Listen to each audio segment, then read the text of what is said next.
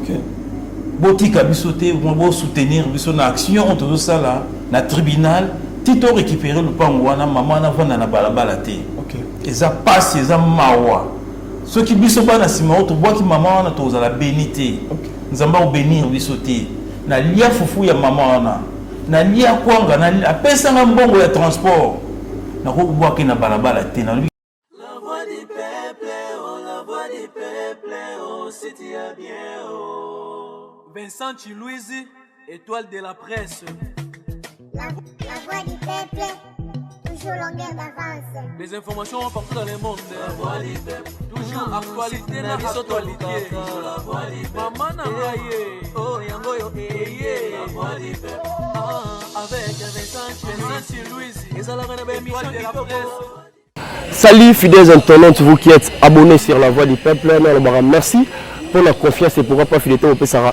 Et pas la bicho, merci d'avoir commentaire, suggestion la bino et ça la râteau bon c'est comme moi béba et ça là qui merci aussi à le boss Vincent Chilouizi depuis qu'il est à poto pourquoi pas Gilles Vazola non derrière la caméra, la régie finale à mon bon Parousia et ça je pense que beaucoup de monde a déjà photo à Papa Lutumba bah t'es bien bah moi qui va image ils ont déjà circulé sur la toile où ils ont entre Bana, Papa Lutumba, bah mais qui côté Kalupang, il y a Yolo, oh la Rosa Lapena, fils aîné, il y a Papa Lutumba, vu la biso JC, oh le bateau de me expliquer, m'a ramené vraiment la détail ignoso, oh là Alvin Lutumba, étant que membre aussi de la famille, bah t'es bien la combo Lutumba, Zara combo la tiens après les membre, il y a famille donc Lutumba, papa Simon Lutumba, oncle Langai, parce que ça cousin.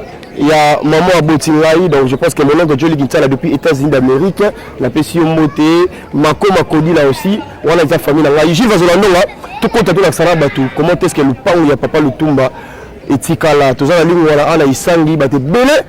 Oh bah ça là pour la bakili bah yebi que papa Lutumba le pain là Isangi, oh ils ont le rôle la misère, le rôle la référence. Il y a Moutou tout on a la personne bah histoire papa Lutumba c'est pas l'équipe na Isangi ba robete là que poète Lutumba simarum ta sala ba œuvre et kala mokili mobimba tilelo toyoka yokarango et vraiment to kota Gilles va pour la mobilité to là ça comment est-ce que le pain de papa Lutumba et comment on a Isangi awa voilà nous sommes déjà dans le début de l'émission nous avons vieux Jean-Claude donc voilà vieux Jean-Claude Yoyo à sa fils aîné à papa Lutumba je pense que vous avez une intervention dans l'émission déjà et le lobby se toye pour la Yoka vraiment vraie vection les Kamwango ou écodissing mutu mutu entre Bango Bandeko vieux Jean-Claude Motenao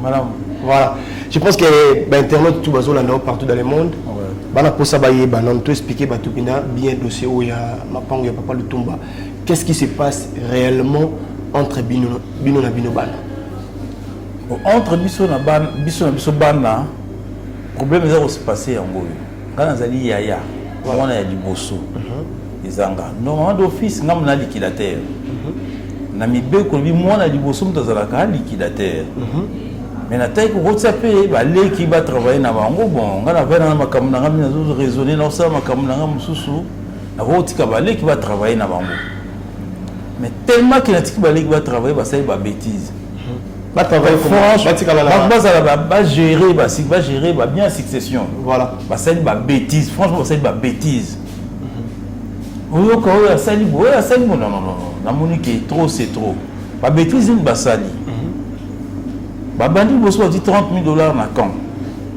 Bon mo pas petit là na camp $30,000. Bazui on ba ebisi sur le côté. Marie-Paul Laura Sylvie. Ba on va ça leki na yo. Ba leki nanga. Voilà. $30,000 bazui ba pesi compte rendu dans mon côté. Ba texte du Pathfinder o ngai na bongisaki ya na bona bongisaki. Na zo ko yoka na monoko no konzuzi. Mais tu penses ba teka déjà ti. Na ebité. Voilà. Lelo yo kobomba makambango na akete ka lupango yolo ya kamina to kokende kuna bo mo lupango wana eza bijou voilà oyo mama Jeanne Mbole avanda ka bateki yango na motema mabe po banyokola mama wana ça yo ya biso yeba sans kenga ya na yeba bateki yango donc eza pasi maman naza maman aboti te maboti biso parce que moi si ya papa naza maman na yo voilà qui bombanda na bango kuna nga na zate so ba ina bombanda na ninga na zate et puis papa il monte tika bien na lupango wana papa monte tika bien na lupango wana donc moi je peux rien faire na bakambo qui bombanda so ni etali na ngate voilà ngelo ezaka ke maman na zobela obela makolo il y a un producteur après ça qui est $7,000 pour ça c'est l'opération wana voilà bah c'est l'opération le lo a commis comme moi bien bino bana ya lutumba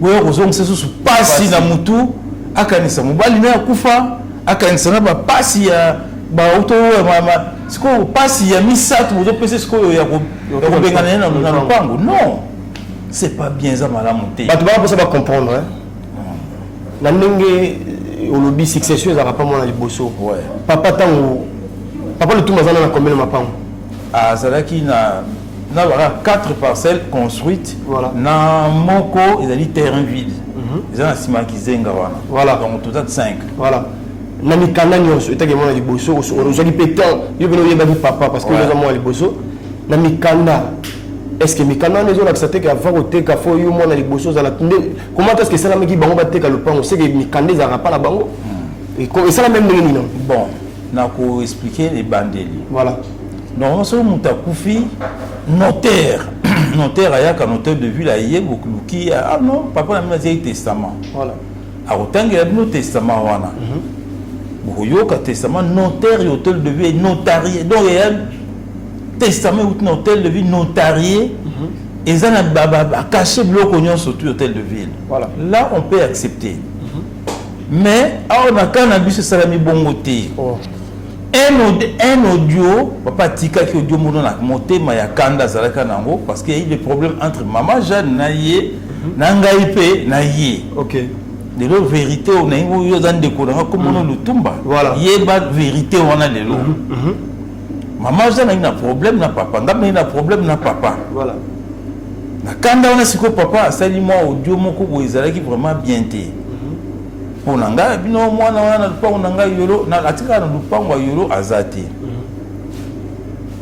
maman Jeanne bo pese 10% ya mbongo wana na audio wana audio alors nzoka ndezala ki bongo te voilà suna la garder audio audio na zaki mute pas individu moko bo je ne sais pas si c'est qui ayaka pese ki maman Kilani tanga zaki na flat awa na niyo na Willery voilà tamba yi matanga alors testament et ça la maraté mutumura bomba testament après il y a pesa no testament audio moko yoka non voilà audio est testament même si maman Kilani audio est testamenté audio normalement est vie est testamenté voilà papa c'est là qui audio na moment nini na temps nini tout le monde est malade voilà yé moko papa le binanga docteur na poto le na ça sous 50 na mokili na okufa voilà alors vous la prudent moment na yé to mo ba problème mike bon siko ekomi audio moko bimaki boye c'est vrai alobaki ni makambo wana mais azali na moment ya malade voilà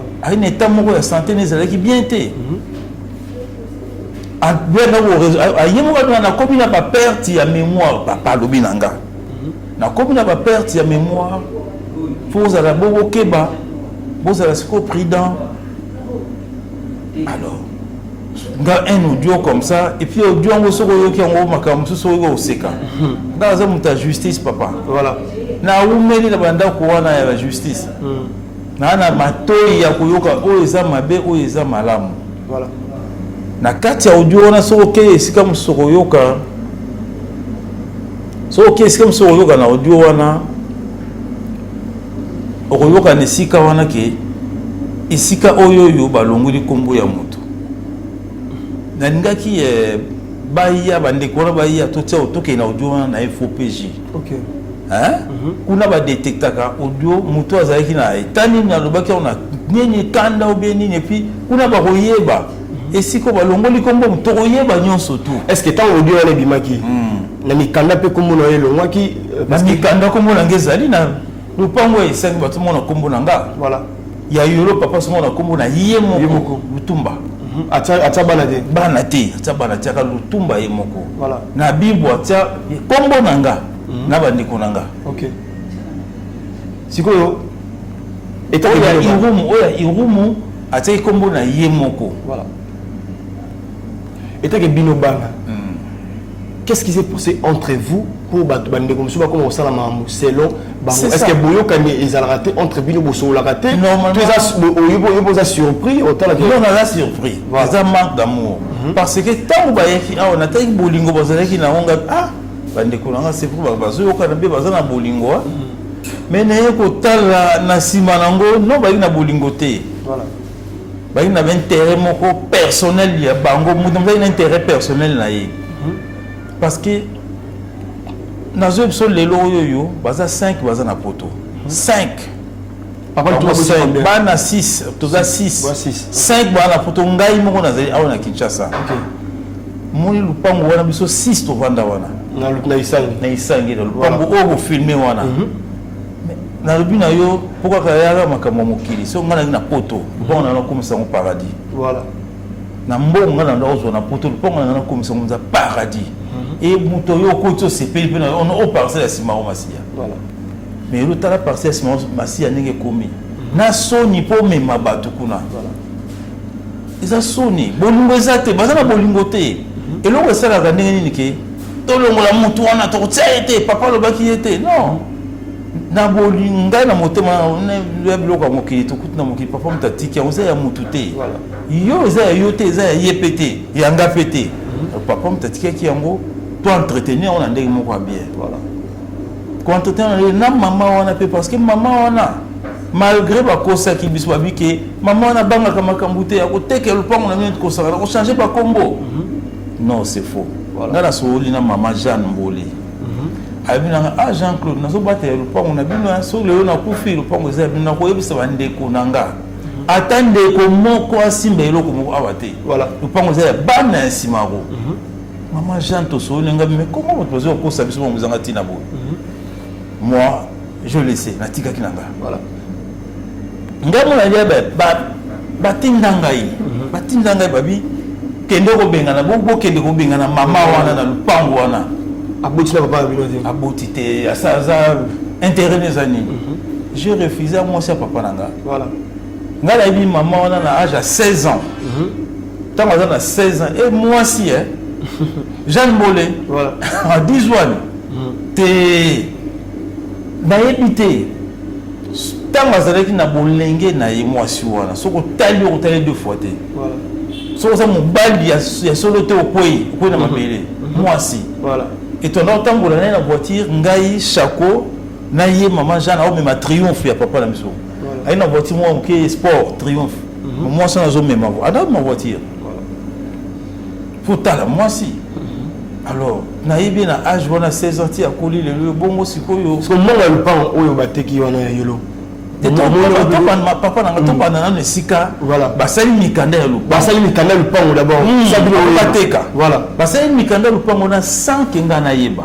na yeba kité mutasai ba mikanda na sali banquette na yebi déjà na yebi mama wana sali bon na moni pe bona mon déjà mama wana kwa sali ba mikanda ya lupango wana sina moi mena tikeka kandengo wana parce que basala ka mikanda ya lupango tozala na succession d'hôtel de ville voilà tant papa kufi tozala ki succession na biso ya bana ya Lutumba hôtel de ville voilà na bande kwa Lutumba moko tata mwasi na biso moko komona ye Timbidiko Malata Marthe voilà mwana ya suka ya libumo papa na biso mwana ya suka azali aza en vie akozala pe parti au na tribunal akoya wana bomona ye voilà ye notaire atuni o azanani o te o mwana liboso ya na biso bon mwana ozizi o mwana misa bon mari pour mwana mibale atangi bana baza 6 maman na bako mona ekela ni mwasi ya na biso abalaka voilà c'est tout ba c'est biso succession to ke to misi mbongo na banque mbongo to misi na banque et mbongo compte ya papa oyo ezala géré par et géré te yemo compte na yemo OK tango donc quand tu mbongo tu peux si famille na épée 25% voilà ndenge ya lobaki ba leki na to pesi bango oh tikali biso bana to kaboli ndamu na zo ki par na ye c'était ça tout la succession oyo to sala ezala un hôtel de ville alors si ko soki bolingi boteka lupango ya ndenge wana oyo ezala ba audio makambo ebele normalement na droit so vous savez la succession tout le testament est tombé voilà testament non surtout et quoi beaucoup on traverse aussi acte sur succession au sein d'un hôtel de ville bon côté quand le pan pour recourir un hôtel de ville non ah faut ça la mikanda le pan to bimisa mikanda non surtout hôtel ah succession ba kotia ba kombo ya bana non surtout la succession on a acte de succession pour toi la succession on a acte de succession ce beauté quand le pan pour passer la bien certificat d'enregistrement voilà na acte de succession donc bon ok non ce qu'on a cadastre ça élimine ce qu'on certificat d'enregistrement voilà mais bango pas la bango ça la mine dengo on a tout ça même avocat la bango ça n'a pas jugement liquidateur normalement na cas na tribunal na kosenga ala qui ça va jugement on a zana on se combo na ngezati voilà na kosenga ala qui sont devant la barre ce qui pourquoi on te que le pangu oh ils ont un problème voilà beaucoup de temps jamais parce que personne n'a un problème parce que il y a 5 personnes il y a certificat d'enregistrement alors il y a 6 non écoutez kamaté voilà un bon avocat on négocier voilà surtout on est négocier c'est vrai ça va merci maintenant couper ça on peut avaler parce que parce que tout ça na maman on a asa malade bolingi bo pour moi bo mangambo pa ba tabandundu na baluba voilà non basali mabe malamu depuis le pas été ami ça fait combien de temps déjà au deuxième semaine déjà maintenant que au troisième semaine tout banda voilà parce que maman est bagui nengeni ke batiki le pango ba ki ko ba ki le pango ba ko PC 10% au papa à l'obaki na audio. Alors, tous la succession. Il faut surtout recourir à la succession na biso. 10% de nous sont tombé. Voilà. Faut te passer droit au bapé ça comme maman. Ce qui va te nous pang. Normalement, donc on a trouvé mi beko ya l'état. Na mi beko ya l'état, famille à papa et comme il a droit. Voilà. Maman n'a droit. Bisous tout ça na droit ndengi moko mais alors na bango basali ndengo wala te basali ya bango na ndenga cachette pam ba ki ba texte na ndenga cachette sans que ngana yeba ndozo ko apprendre nga tata mwasi na ngai qui a dit Thérèse pour te vendre na bana pangu ya batata na nga wana yeba ko apprendre ndako oyebite maman Jeanne ba benga ba pesi 11,300 dollars oh ya nini oya dit mais maman na regrette qui il fallait même pas un bon il fallait tika mbongo wana mais toujours kende tout le monde aye na oyebisa maman Jeanne zongi sela ba mbongo na bon parce qu'avant zombo il fallait ngai nazala fa mobali abala ki opé azala yem to bengana na banda na balabala bana te ban to na do bengana eta yelo to boa qu'est-ce qu'on a balabala ki do abala ko bala pesa mbongo papa bala basi balé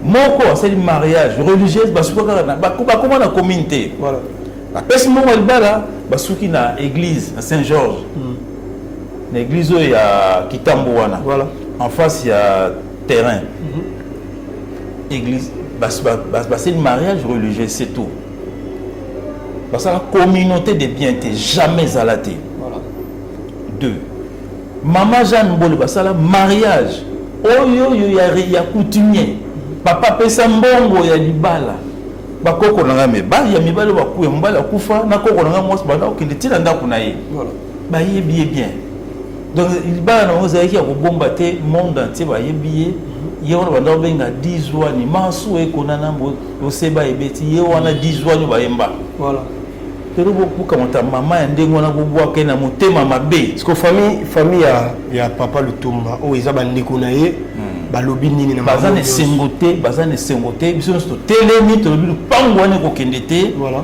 to ke na tribunal tribunal ndemte ko kata biso makamunyo soto to ko kene na tribunal pour papa leki na mi bale bazara poto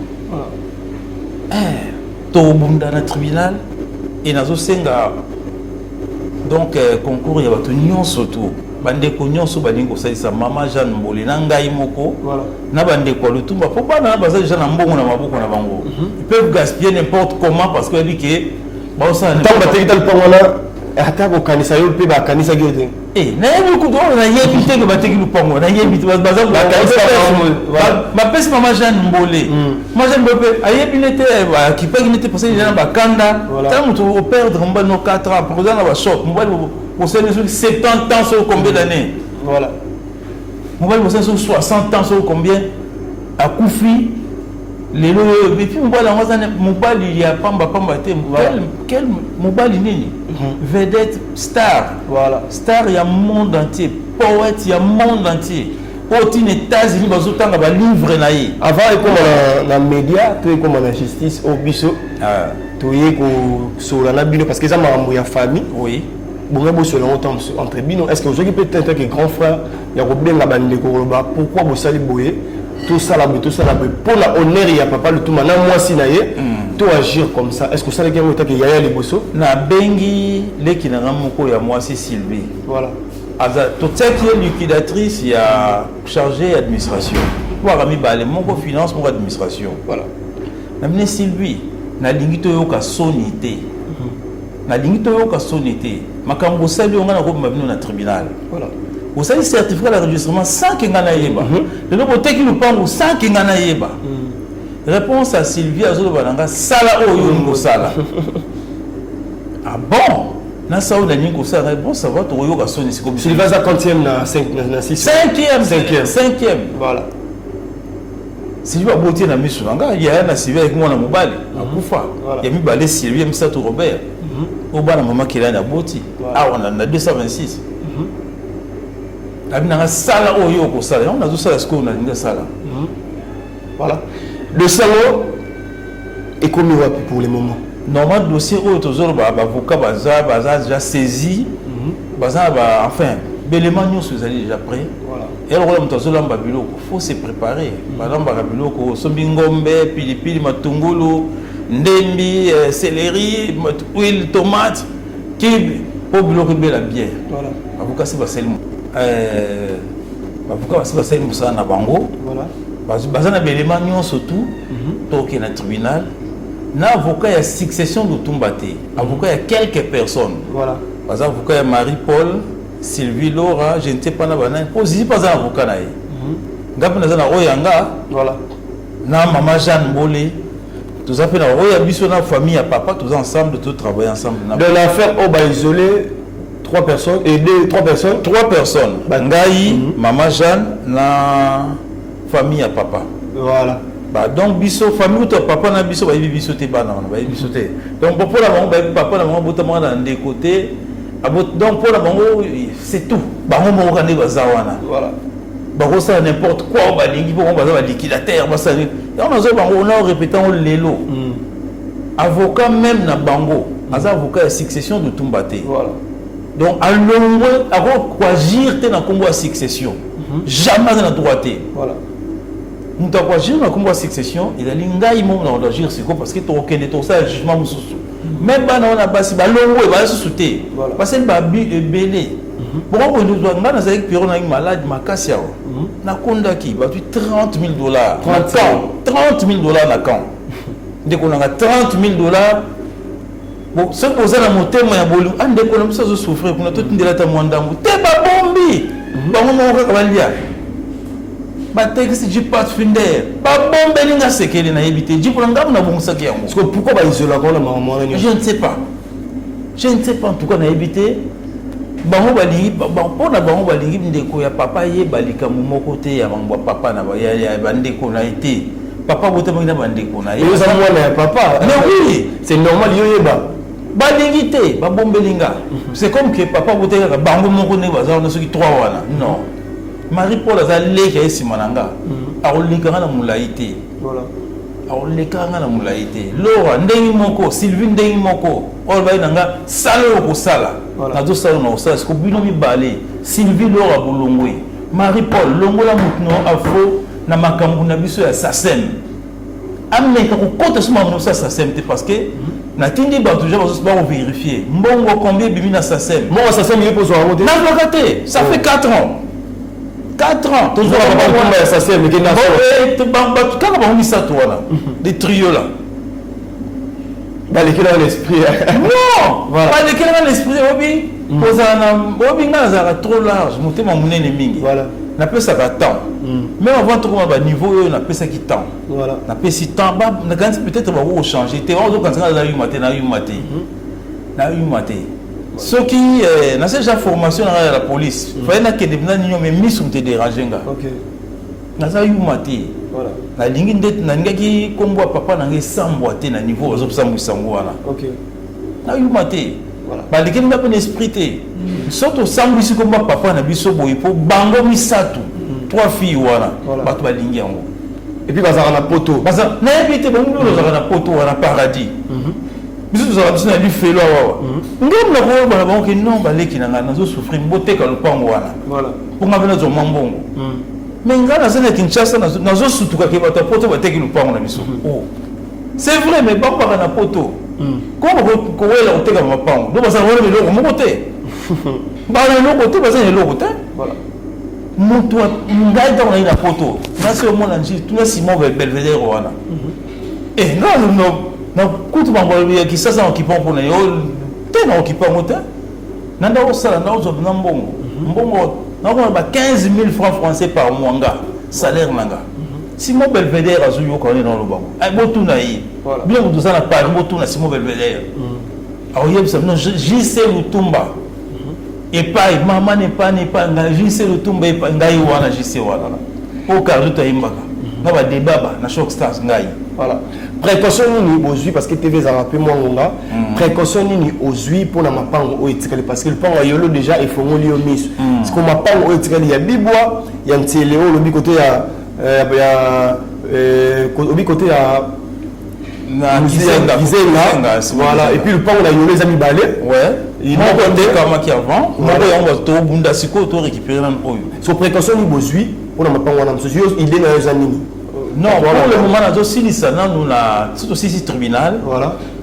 Tout le candidat a jugement de tribunal. Tout ça, c'est un certificat d'enregistrement. Nion surtout. Il y a une parcelle nion dans comment il y a bisoban nion surtout. Voilà. Moi, dans mon côté, à l'écart à Zate. Malgré que vous salaire, vous avez un bango, vous avez un bango. Vous comprenez que vous avez salati. Voilà. Un jour, vous comprendre que il y a une banane qui ne pas. C'est ça, et là, on va bosser dans le voilà. Tous les jugements, tout avocat va si Moussa na monto du jugement, à partir du jugement, on doit un certificat d'enregistrement. Dans la succession haute aux anango, tout ça est acte de succession, tout que vous avez un certificat. Il y a ma parcelle union surtout. Voilà, ils appellent en momo. Dans parce que ngai mo na du bateau commandement. OK. Je peux pas laisser ma fille va sa cannabis, va sa cannabis en thé. Parce que bana bas pas les captions tout jamais. Baza ce qu'on a besoin de la poto. Moi, on a eu à Kimi Mikolo, qui est à Zala qui n'est pas pression dans la monia, à sa zone bon à poto. Moi, on a eu à Tikali. Voilà. Ça va, là, la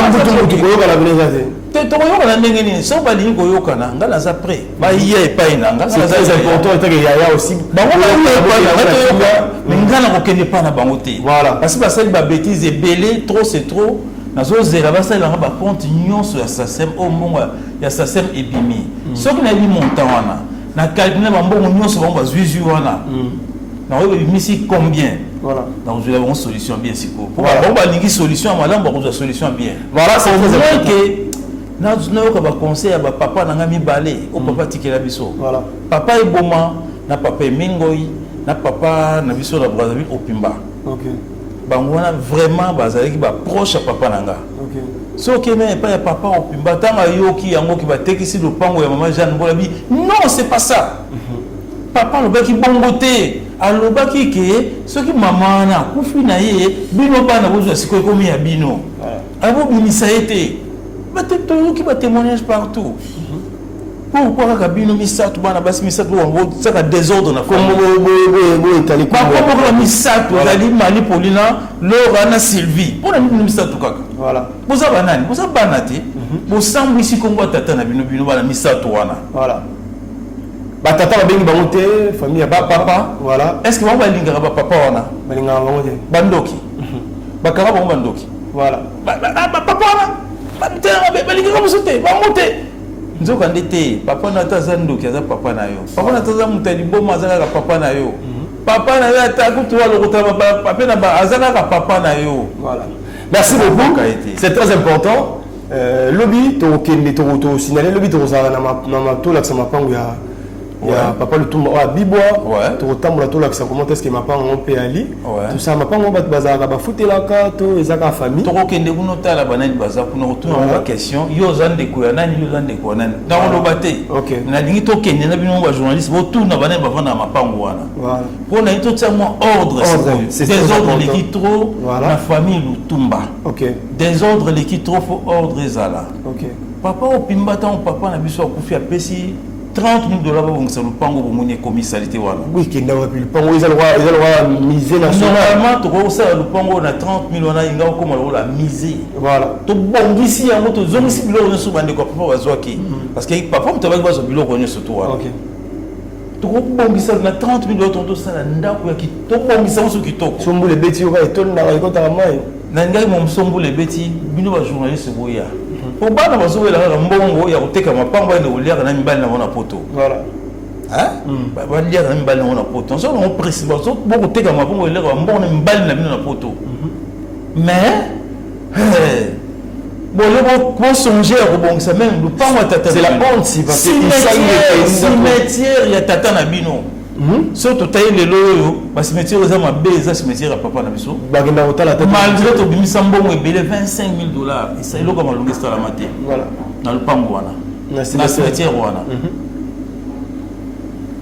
Bientôt 4 ans papa Lutumba depuis atika biso. Na ba makelele oyo. VGC. On monte que cause la peine na moi honnête parce que pour être Lutumba jusqu'aujourd'hui comme on a été en positivement par rapport au union sur ça là parce que tant on bino bana vous avez sa valeur te na komona ina makambo est-ce que 4 ans on est au letandini était que grand frère l'association APLS voilà APLS ami du poète Lutumba Simaro. OK. Président de M. Mingoi, vice-président Opikiliki, PDG à PMP, donc PMP, je crois. Voilà. Azali, il importeur appareil, scanner, échographie. Ma maison est en commerce. Radiographie, pareil, il y a qui toque au penza. Au pays qui me ça la femme. Voilà. C'est important. Côté que la hôpital n'a besoin de surtout il y a Congo Mbappé presque. Il est important papa bulo quoi. APLS to za na réunion na biso to ça la réunion to zo bongisa. Et ça même Sony. Bango batata na bazo ka Sony pour ils a esengoté pour na bango. Si si. Bana na basi ba éviter que ba sambisi komba tata na bango te mais na nzinga papa na bango. Ba BBC confiance ya bango moko ba tata ngo ya bolelo kabilo mo $100 mais ata bana mabe bana mabe OK ona nini usali Sony ya kobingana ko bwaka mama na bala o ba mama mbole ba cha nzembo voilà nzembo niti lelo so mutayo ti on do sepela masuwa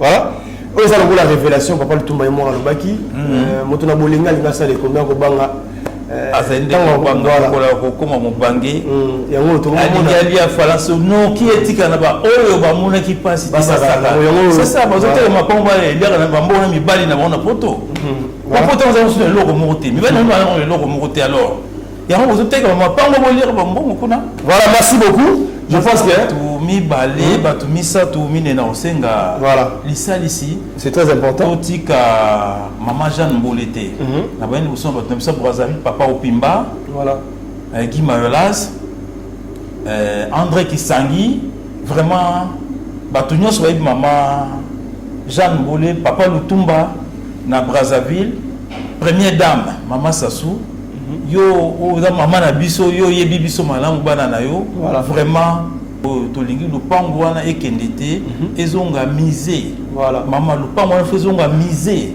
même o isange to sala ngo misé lisusu OK botika biso te bo soutenir biso na action to sala na tribunal tito récupérer lupango wana mama na vana na balabala te OK eza passe eza mawa ceux qui biso bana sima to boki mama wana to za la bénité OK nzamba obénir bisoté na lia fufu ya mama wana na lia kwanga na apesa nga mbongo ya transport na ko bwaka na balabala te na lobi na bwaka mama na balabala te Voilà. Na sengi sous na maman na biso Olive,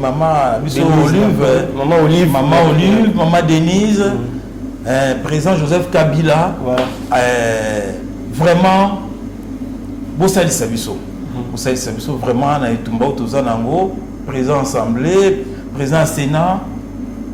Ba continuons so boyebi likambo oyo na ba général na biso Kasongo, Silvano Kasongo na kendeke kuna mingi pa na ye po yé mutasala Silvano Kasongo moni wani mutasala relation ya Simaro Masia na Chris Ngunza. Voilà. Généralement Chris Ngunza en Angola. OK. Les grands patrons d'Angola, Chris Ngunza. Donc Silvano Kasongo Chris Ngunza Luki Simaro a tourné Silvano Kasongo mais na rodo Simaro Masia na bi non.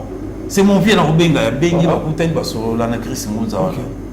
Vraiment botika biso te bino nyonso to bosangisa bo ede biso maman na vanda na balabala te pour soutenir biso na baction tozo ke na la justice tina suka ba continuer so Congo eza soni mwasi ya poète munene lokola Jeanne Mbole pour ba imba nzembo ya masuwa ikonana babwaka edi banda na bana ya Lutumba eza soni ngala za mwana Lutumba liboso na ko linga likambo wana te nazali contre yango et na kobunda tina suka tina dernière énergie nanga voilà na kobunda maman na ovana na balabala te et na lingi vraiment na sengi na bino bo salisa nga bo soutenir nga to ke nzela mona mama wana to zongse na ndako na ye ndenge ezali so to comme ça on disait to luke place moko ya bien to tia ile sika ya malamu. Voilà, merci beaucoup, message qui bien passé to koti marambo vraiment to talitala na musika trop mais état que famille na honneur pe ya kombo nga vini jusqu'aujourd'hui na défendaka Alvi Lutumba eza pour na papa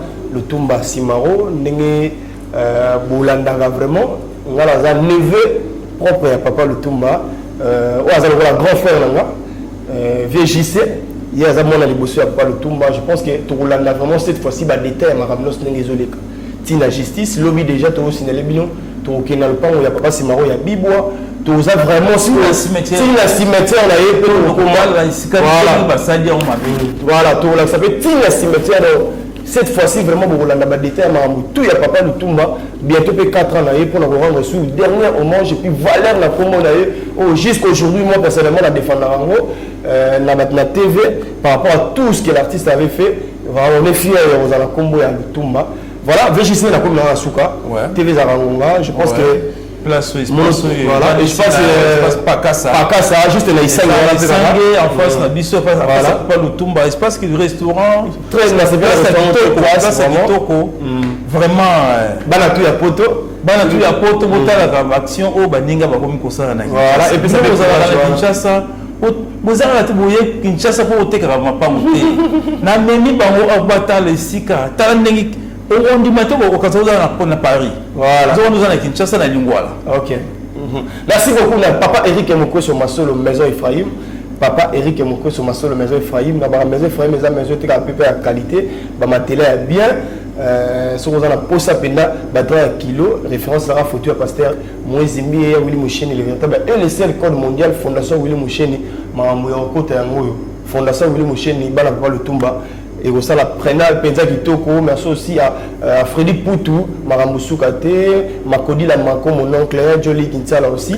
La famille est tellement sacrée. On est là, restez branchés sur la voix du peuple. Brosois, suite à ma programme, puis ma détail aussi cette affaire parce que tu continues en gros, je précise bien, tu continues en gros cette fois-ci. Hein? Merci aussi à mon boss Vincent Louise, Gilles Vazonon derrière la caméra. Par où ça et ça, on a régie finale. On se retrouve juste prochainement. Merci.